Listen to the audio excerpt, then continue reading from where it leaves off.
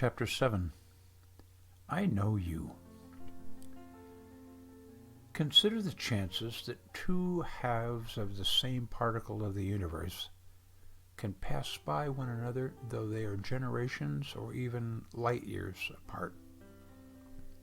It is what mortals call providence. I returned to Montana. I made a brief visit to Brewster, during which I spent more time traveling than in the company of old friends. The reason for the visit was not pleasant, given that a member of the Cates family had been taken. Other than my military cohorts, the Cates family was the closest thing I had to a tribe in this life. It is important to honor the people who have made you better than you were before you met them, even if they did not intend to do so. It was late afternoon on a beautiful autumn day when my flight landed at the airport in Helena. As I deplaned, I realized I hadn't eaten since early morning. In addition, I had been seated next to a software engineer who took advantage of a captive audience to fill me in on all his work on some excruciatingly obscure application.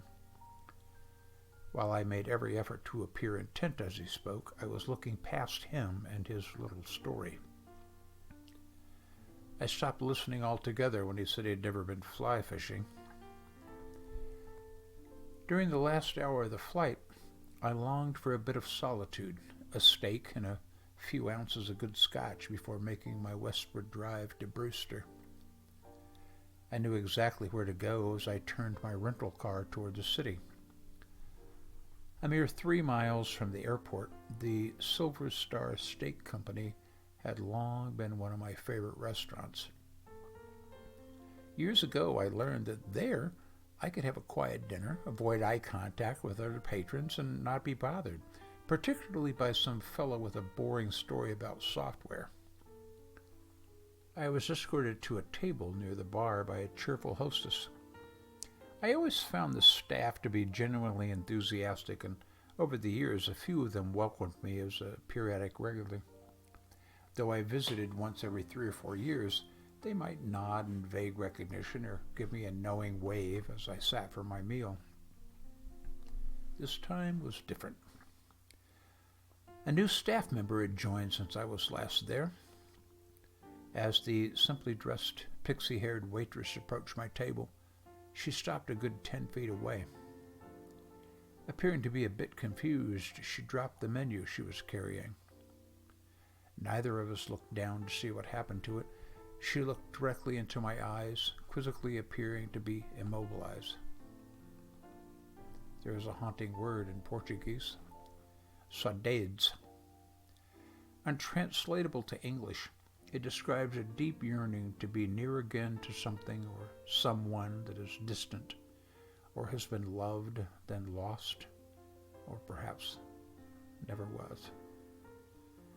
It is a word favored by dreamers, poets, musicians, and the loneliest of lonely. It occurred to me that she was simply ageless, though on this day she was perhaps 30 years younger than I was at the time. I know you, she said quietly, slowly approaching the table. She spoke almost breathlessly. Don't I know you? She questioned. She tilted her head only slightly, bent her shoulders, and approached the table with both hands extended. Yes, you do, I responded. I stood up, perhaps a bit too quickly, a little too anxiously, briefly taking her hands in mine. Her hands trembled slightly. And I know you, I said quietly. Now, I'm a passable stoic.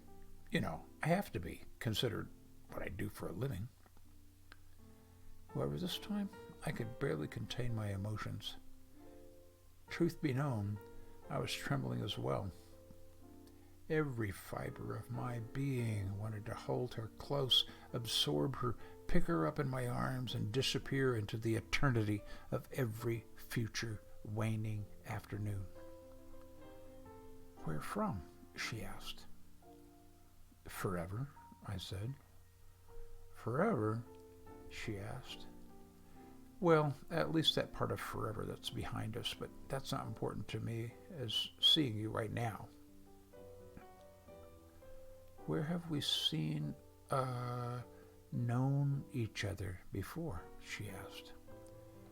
Realizing where we were, I suddenly felt protective.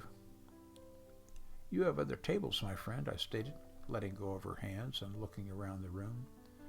Oh, yes, of course, she stammered. She looked behind her to see if any of her charges were beckoning for attention. They all seemed lost in conversations at their respective tables, caught up in the incomprehensible, shallow bedlam that is restaurant conversation. She was off the hook until someone in the room had the urge to disrupt the universe. May I sit? She asked, pointing at the only other chair at my table. I would be honored, I said. As long as it doesn't get you in trouble, I noted. I have been a trouble for you many, many times before. I smiled to indicate that I was joking. Perhaps I have sometimes been a transient annoyance, but never a real trouble for her. I am perpetually incapable of harming this person. She sat across from me, again leaning forward. What's your name? For now, just call me Sam, I said. Sam. She wasn't questioning me. She was questioning her own memories. Sam. Well, perhaps you do not recall me as Sam, I said quietly. Names come and go, you know. Sam, why don't I recall? She asked. Let's just say it's not important for the short term. There is only this now, I responded, smiling. The entire encounter was simultaneously enchanting and, on some level, terrifying and wrenching. I looked around the room, leaned slightly across the table toward her and said, Tell me about yourself. How are you here? I see you have a wedding ring. Are you married? Do you have children? How old are you? I asked as if my thoughts were cascading in a raging stream of run-on sentences. She looked down at her hands, at her wedding ring. I took the gesture to mean she was uneasy. She quickly removed her hands from the table and onto her lap. Yes, I'm married, she began. She said it as if she didn't want to be, or that she did not want to admit it out of concern for my feelings. I might have been imagining. She looked away to check her other customers. I have 2 children, a boy and a girl. I'm 29 years old.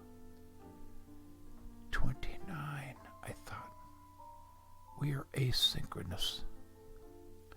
Forgive my rudeness after 2 minutes of talking with you, but you are stunning. A spark in the universe, just as you've always been to me, I blurted. Always? She asked, a bit flushed at my awkward declaration. So we have known one another before. Always, I stated. Tell me about your husband, I said. How long have you been married? His name is Sean. We've been married for 8 years, she responded. What does he do? I asked. He's in the military. He's stationed out at Fort Harris, and he's an infantry officer, she replied, lowering her eyes to the table. He is really a good husband and father. I'm lucky, she continued almost apologetically. Well, I said, looking down at my own hands and then up to her eyes, I'd say he's the lucky one. And your kids? Tell me about your children. She looked up and smiled at the mention of them and seemed almost giddy at the opportunity to tell me about them. I have some photos on my phone, she began. I can show you in between customers. That would be great, I said. Only if you have time. I'm looking forward to seeing them. At that point, she was summoned by people at a nearby table. As she walked away, she looked back at me in a manner that told me she was still trying to understand this encounter. A few minutes later, she stopped beside me, smiled, and took my order. Then, after glancing quickly back at me, she disappeared into the squall of serving others. A waiter brought my dinner to the table, along with a scotch, bowed slightly, smiled, then quickly faded into the background characters of the restaurant.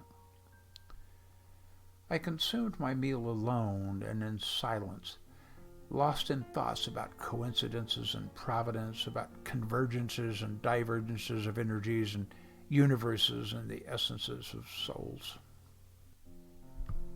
Becoming somewhat anxious, I ate my dinner much more quickly than I had originally intended. The restaurant was very busy as I dined. She had not returned to the table for quite a while. After what seemed to me to be another eternity, she stopped near me. She smiled as she gently placed a check for my dinner on the table in front of me. She scanned the chaos in the room, and sensing a moment of transient respite, she once again sat across from me. She perched lightly on the edge of the chair seat as if ready to bolt the slightest demand from her now life. She leaned toward me, touched my arm, and said, "I feel badly that it got so busy. I really want to know more about how we know one another."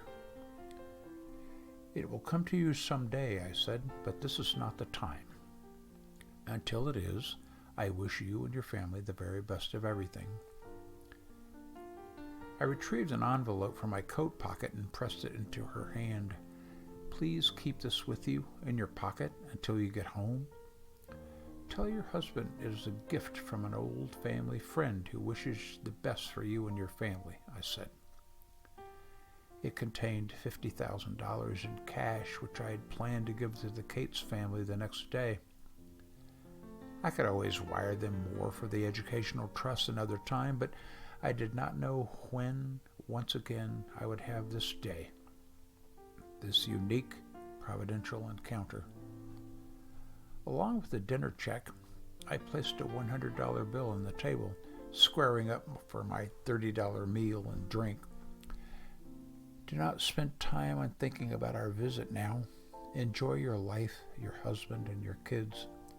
It all goes by so quickly, and you must savor every moment while they last." "And," I stammered, "please do something for yourself, just for you. You've never been good at that, so promise me, and when you do, think of me and smile." Her eyes pleaded to understand. After a moment she nodded in assent and then asked, not so much as a question, but as acknowledgement, "We're not going to spend time away from here, are we? You're not going to be back to this place, are you?" "Not this time," I responded. "I have to go on, but we have always been and will always be." The mountains to the west were rising up to cover the sun as I turned to leave the restaurant for the nearly 2-hour drive to Brewster. She held the unopened envelope in one hand and grasped my forearm with the other. Then, oblivious to the surrounding chaos, she pressed against me. As she hugged me tightly and kissed my cheek, I could smell her hair and that tiny bit of perfume that she sometimes wore. I was nearly emotionally overwhelmed. I knew that if I further intervened in the connection at that point, it would have doomed all future futures to eternal and irrevocable disarray. As I reluctantly pulled away from her, I noticed her delicate, finely engraved name tag, though spelled Cera. It said, "Hi, I'm Sarah." I turned and did not look back. I walked to the rental car, got in, and started the engine. As I grasped the steering wheel, I noticed that because life happens around us, I no longer wore my wedding ring. I felt a deep, mournful sorrow, an indescribable emptiness inside. I was hollow and adrift. I was encouraged, yet lonely. Saudades for her. Then now and future. It happens every